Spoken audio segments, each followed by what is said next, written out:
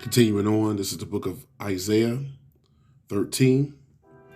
Isaiah 13 and verse 1, and it reads, "The burden of Babylon, which Isaiah the son of Amos did see.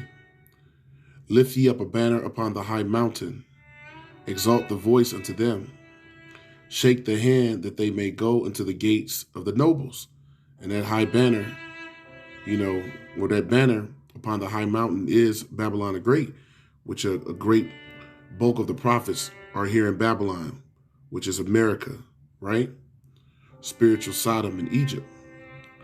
So it says that they may go to the gates of the nobles. This word is going up, to the elites. Verse 3, "I have commanded my sanctified ones. I have also called my mighty ones." The sanctified ones is speaking of the elect. Those have been set aside in these last days, right? Starting with the prophets. And the mighty ones are the angels that the Lord, has in reserve and ready with Yahweh Shai to come and deliver the elect. Continuing on, it says, verse 4, Isaiah 13 and 4, "The noise of a multitude in the mountains."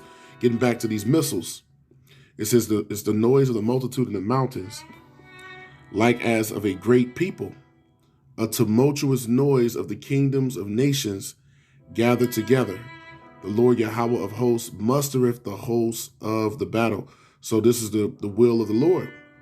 We read it in part 1, of this video, which was going into Zephaniah 3 and 8, that the Lord said, his determination was to gather the nations, that he may pour upon him all of his anger, right? So let's read that again. This is Isaiah 13 in verse 4. It says, "The noise of a multitude in the mountains, like as of a great people, a tumultuous noise of the kingdoms of nations gathered together. The Lord Yahweh of hosts mustereth the host of the battle." So this is a terrible noise, because when you read in Jeremiah 51, it tells you the sound of battle is in the land and of great destruction, which is a precept to the fact of what it says here, that this is a tumultuous noise of all the nations gathering together, because that's that sound of battle. And that final battle is the battle of Armageddon, right? Which is going to lead to the total, destruction of Babylon in various parts of the earth, and the fall of the wicked, which is going to usher in the kingdom of heaven. So now let's read verse 5. This is Isaiah 13 and 5. It says, "They come," speaking of the missiles, "they come from a far country, from the end of heaven, even the Lord Yahweh, and the weapons of his indignation," which is his righteous anger, "to destroy the whole land." Because the prophecies, speak throughout all the Bible of how Babylon in this last world's war, this third woe, how Babylon was going to be completely destroyed. So that's why it says to destroy the whole land. Verse 6, "Howl ye, for the day of the Lord Yahweh is at hand. It shall come as a destruction from the Almighty," right? So this is the day of the Lord, the day that the Lord, has purpose in his heart, the time, of the fall of Babylon, the great whore, who's got the whole earth mad, turned the world upside down, destroyed the earth. So now it's going to be through these missiles the Lord is going to destroy all, of the enterprises of the wicked. So let's get that further, going into these missiles. This is the book of Isaiah 54, and we'll start at verse 14, going further into these missiles, these hypersonic, these ICBM, these ballistic missiles, these nuclear weapons.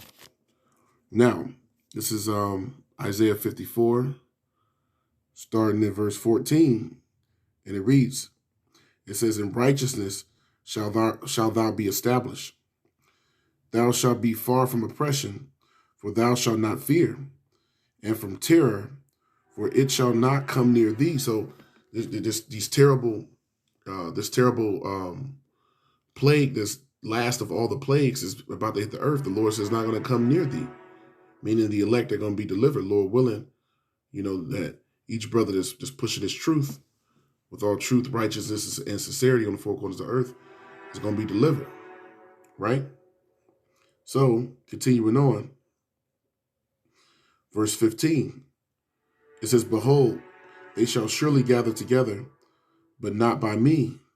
Whosoever shall gather together against thee shall fall for thy sake. So, as we continue to read, no weapon formed against us shall prosper, right?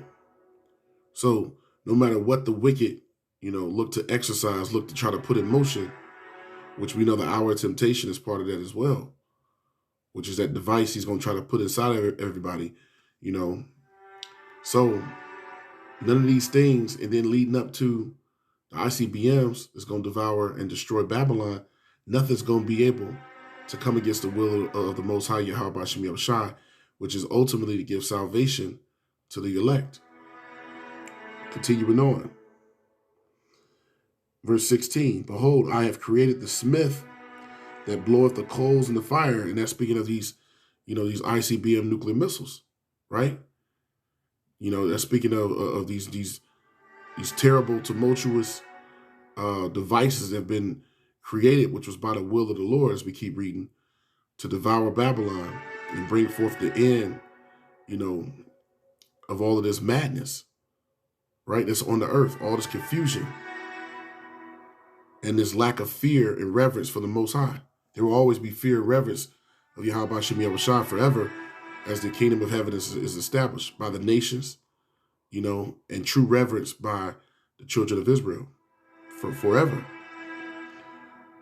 So going back, Isaiah 54 and verse 16, it says, behold, I have created the smith that bloweth the coals in the fire, which are these missiles, and that bringeth forth an instrument for his work. And that instrument is the creation, of, those ICBMs, the technology that was used to create it, going back to, those German scientists. Continuing on, it says, and that bringeth forth an instrument for his work. And I have created the waster to destroy. The missiles are also known as wasters, right? Because it's going to waste the whole land. Verse 17, and it reads, no weapon that is formed against thee shall prosper, and every tongue that shall rise against thee in judgment thou shalt condemn.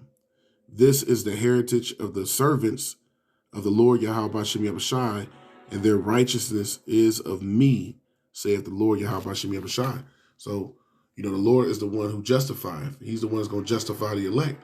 He's the one that's going to defend and protect the believers, and ultimately allow for Yahweh Shah to return to give salvation. So now, as we continue, to read these wasters, these ICBMs, these glittering spears, flying arrows, is going to destroy Babylon the Great. So let's get some more going into that before we close it out. This is the book of Habakkuk, the 3rd chapter, going into these wasters. Why are they called that? Why are they called glittering spears?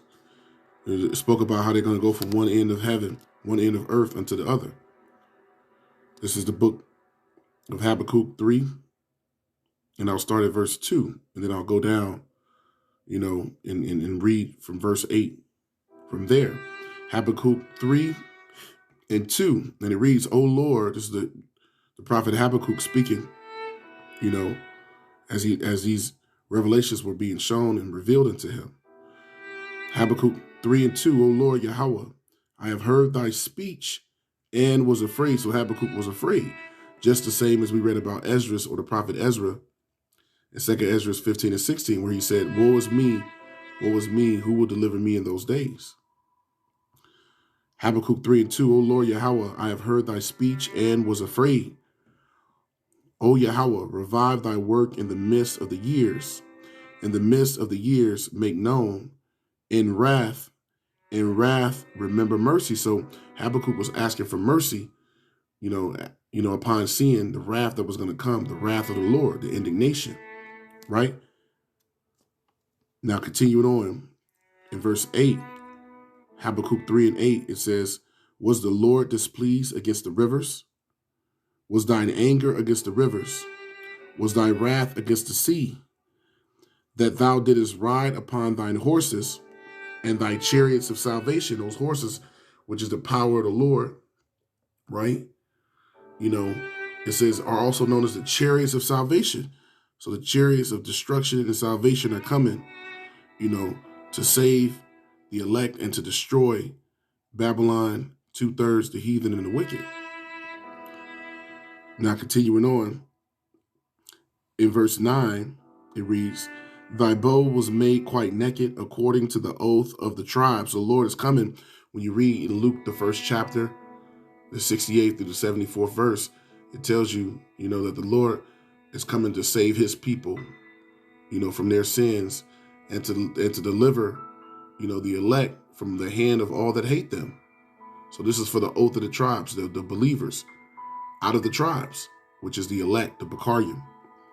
So continuing on, it says, Habakkuk 3:9, thy bow was made quite naked according to the oath of the tribes, even thy word.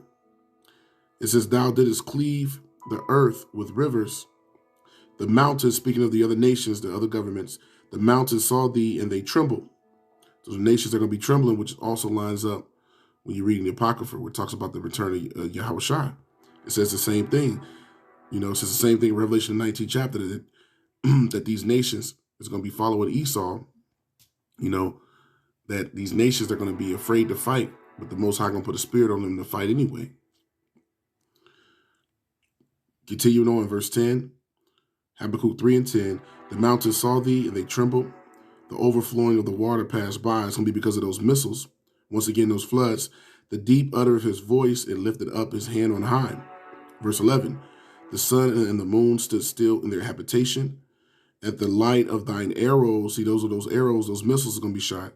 They went, and at the shining of thy glittering spear, the arrows and glittering spears is speaking about those ICBM missiles, which when you look at this depiction on the screen here, this picture, if you will, you see the fire behind it, you know, looking like it's glittering.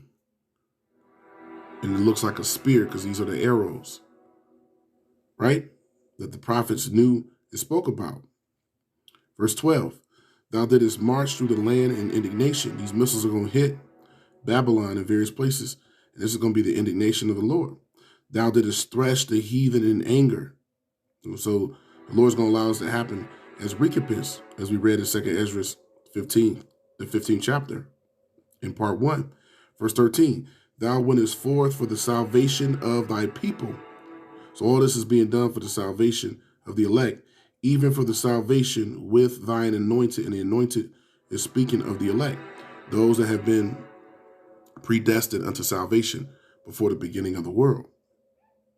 It says, thou woundest the head of the house of the wicked by discovering the foundation unto the neck. So the Lord's coming to wound, starting with the head of the house of the wicked. So let's get into that. The head of the house of the wicked, right? Is getting into the small hat people, the 1948, the Ish people. So this is the head of the house of the wicked. The Lord's coming, you know, to destroy. That they are, you know, at the forefront. Once again, you know, Yahweh Shem Shai is going to cut off the head of the snake, and the body's going to fall. So let's get that, the head of the house of the wicked, you know. So this is the book of Ezekiel 36. Ezekiel 36, and I'll start at verse 4, going into the head of the house of the wicked. Ezekiel 36 and verse 4, and it reads, it says, therefore, ye mountains of Israel, hear the word of the Lord, Yahweh power. Thus saith the Lord, Yahweh, to the mountains and to the hills, these other nations, to the rivers and to the valleys, to the desolate wastes, and to the cities that are forsaken, which became a prey and a derision to the residue of the heathen that are round about. Verse 5, therefore, thus saith the Lord Yahweh, surely in the fire of my jealousy have I spoken against the residue of the heathen. And that's starting with Amalek, the head of the house of the wicked, right? And against all Idumea, against all the Edomites. Idumea is Greek for Edom, which have appointed my land into their possession. And that was during the Balfour Declaration, you know, which our land, the scriptures say in Joel, the 3rd chapter, was divided by line. And this was done by Amalek, the head of the house of the wicked, right? It says, which have appointed my land into their possession with the joy of all their heart, with despiteful minds to cast it out for a prey. Verse 6, prophesy therefore concerning the land of Israel, those that actually inhabit that land is the wicked. The scriptures tell us the earth is given into the hand of the wicked. So the head of the house of the wicked is who's ruling the earth, the elites, which is Amalek of the nation of Edom.